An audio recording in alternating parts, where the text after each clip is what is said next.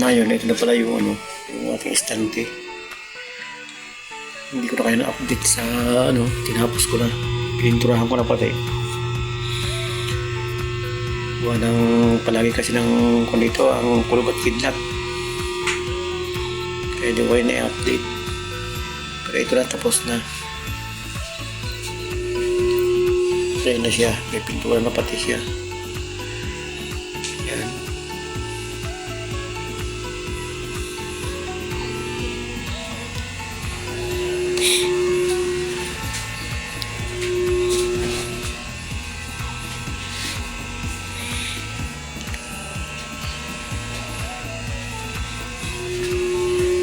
Araw-araw kasi dito ang kulog at sa kidlat.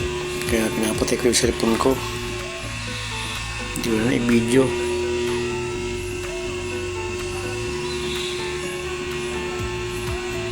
Takot kasi ako sa kulog at sa kidlat.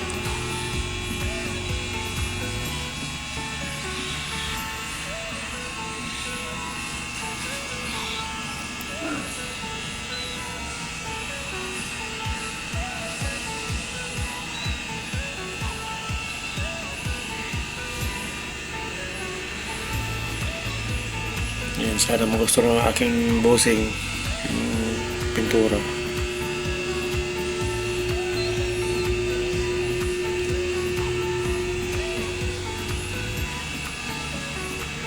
Madami kasing gamo-gamo. Meron pa rin nakadikit na lamok. Yan. Yun siya.